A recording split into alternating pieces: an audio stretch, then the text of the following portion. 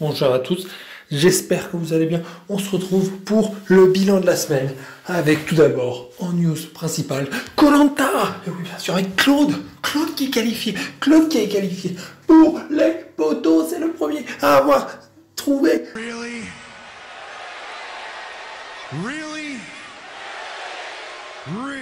Bon, plus sérieusement, Claude est qualifié pour Koh-Lanta pour les poteaux. Ah, il sera avec Inès et Nawel, bien sûr. Mais Really?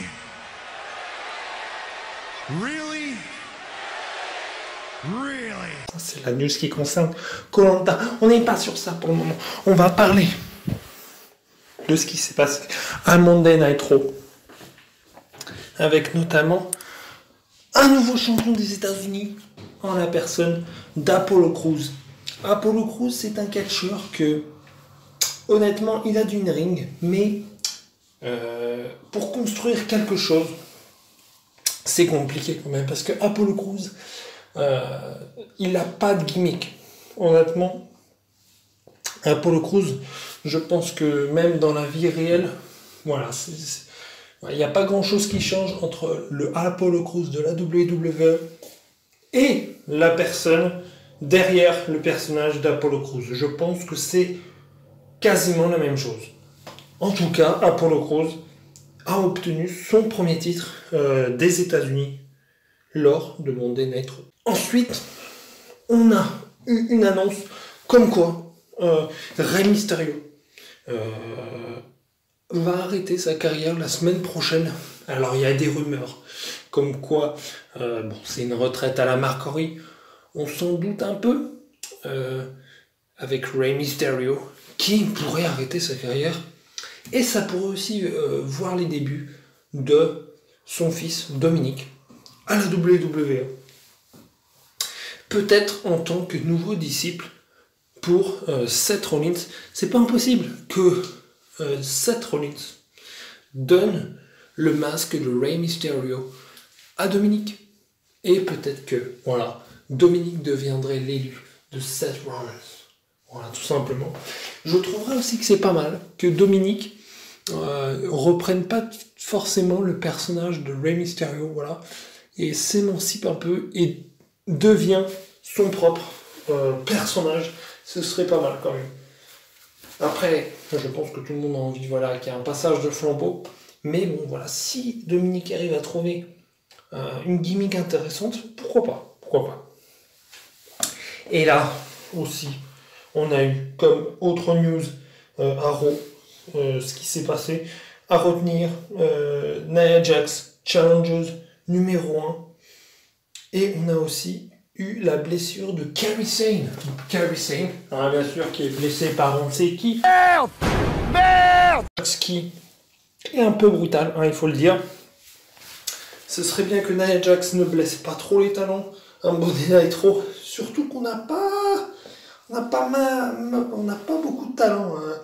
Un Monday Night Raw, on a Shayna Baszler qui est complètement éclipsée d'un match pour le titre. On a même Charlotte Flair qui revient à Raw alors qu'elle est championne de la NXT pour un match pour le titre de Raw quand même. Donc Shayna Baszler qui est vraiment au fond du trou pour moi. Je trouve que Shayna Baszler là, elle a fait une descente phénoménale. Depuis qu'elle a perdu contre Rhea Ripley, le momentum qu'a perdu Shayna Baszler, c'est fou. Ensuite à NXT, les news à retenir, on a Drake Maverick qui a fait incroyable, qui a réussi à gagner. Bien sûr. Donc je continue sur ma lancée pour dire que Drake Maverick, pour moi c'est un work, tout simplement. Et Drake Maverick va gagner. C'est obligé que Drake Maverick gagne contre El Hijo des Fantasmas. Et Drake Maverick va devenir champion Cruiserweight. Vous verrez la semaine prochaine, Drake Maverick sera le champion Cruiserweight.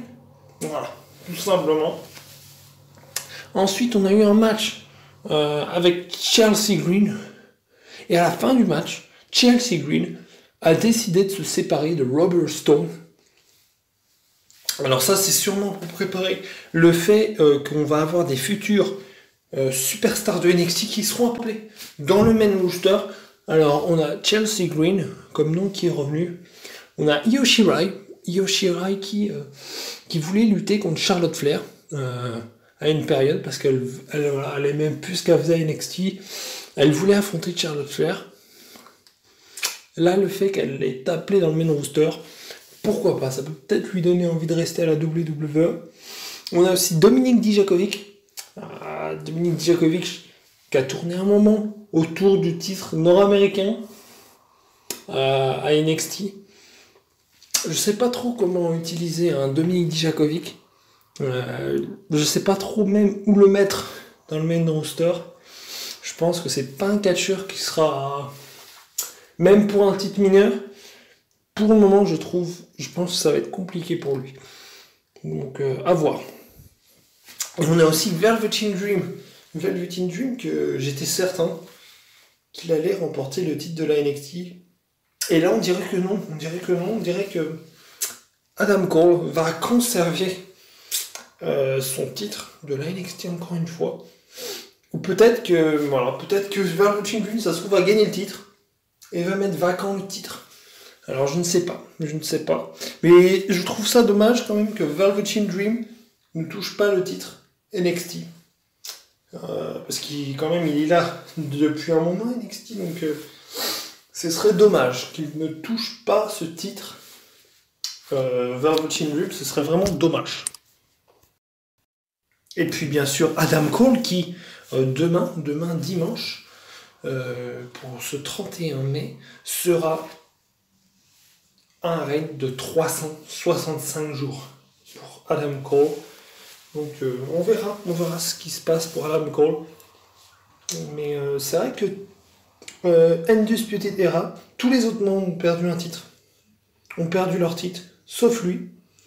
Il manque plus que lui perd son titre pour qu'ils soient appelés au main roster.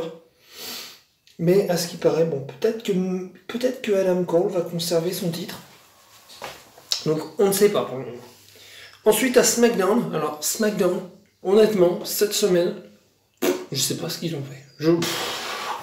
À SmackDown, cette semaine, je ne sais pas ce qu'ils ont fait. Honnêtement, l'arrivée de Matt Riddle, c'était assez logique. Voilà, il y a une petite promo de Matt Riddle. Bon, on verra ce qu'ils font de Matt Riddle à SmackDown. Je pense honnêtement qu'il va avoir une rivalité, peut-être contre un Baron Corbin, un truc comme ça. Je pense que ça va partir, voilà, dans cette direction. On a aussi Drew Gulak qui a re-signé à la WWE et qui est de retour à SmackDown. Ça, c'est une très très bonne nouvelle, surtout si Daniel Bryan remporterait le titre intercontinental, ça pourrait être bien. Alors, on a commencé aussi ce SmackDown, il faut le dire, avec une sorte d'accident. On ne sait pas trop, honnêtement, ce segment était bizarre. Voilà, une sorte d'accident. Alors, on ne sait pas trop ce qui s'est passé entre Elias, Jeff Hardy. Et durant cet accident, Jeff Hardy a été escorté par la police. Donc, alors on ne sait pas ce qui se passe. Jeff Hardy qui a un push. Mais voilà. Et après, on nous apprend que les deux superstars sont retirés du titre et du tournoi pour le titre intercontinental. Merde. Alors là, c'est vrai que niveau surprise, je ne m'attendais pas à ça, c'est vrai. On sent quand même que voilà, cet accident va servir de prétexte pour une future feud, sûrement avec le hacker. Voilà, le hacker qui va, à mon avis, voilà, tourner durant des semaines autour. Voilà, qu'est-ce qui s'est passé durant l'accident? Donc, je pense que ça va être ça. Honnêtement, je m'en fous un peu. Hein, je pense que je suis plus sur le fait de savoir qui est le hacker. Au final, c'est vrai que tout le monde veut savoir qui est le hacker, ou qui sont les hackers, et eux, leur rivalité, enfin leur feud, c'est de savoir qu'est-ce qui s'est passé pour telle ou telle personne. Voilà, par exemple, Mandy Rose avec Sonya Deville. Voilà, c'était un peu ça. Là, ça va être, à mon avis, la même chose. Je pense que ça va être un prétexte, encore, pour une rivalité avec le hacker. Donc ça conduit à une Battle Royale. Alors j'aime bien les Battle Royale, mais là, honnêtement, je me suis fait un peu chier. Je me suis fait un peu chier pour ce SmackDown Live. Et cette Battle Royale de merde avec Sheamus qui finit la Battle Royale contre Jey Uso. Jey ou Jimmy. Voilà, mais là, je ne sais plus qui c'est. Mais Sheamus finit la Battle Royale contre un Uso. Sheamus se qualifie. Voilà, on ne sait pas pourquoi. Et il a un match contre Bryan. Bryan gagne. Voilà, donc le match n'aurait servi à rien en fait. Je ne sais même pas à quoi a servi ce match. Honnêtement, je ne sais pas. Peut-être pour dire que c'est Sheamus qui a fait le coup, ou je ne sais pas.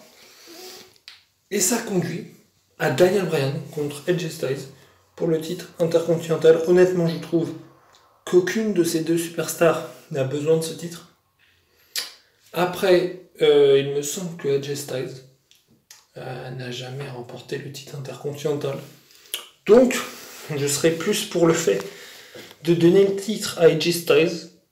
Mais voilà, honnêtement, SmackDown aurait été mieux cette semaine. Honnêtement, pour ce SmackDown Live, rien de surprenant. Honnêtement, peut-être à part l'accident là, mais sinon, rien de folichon pour ce SmackDown Live.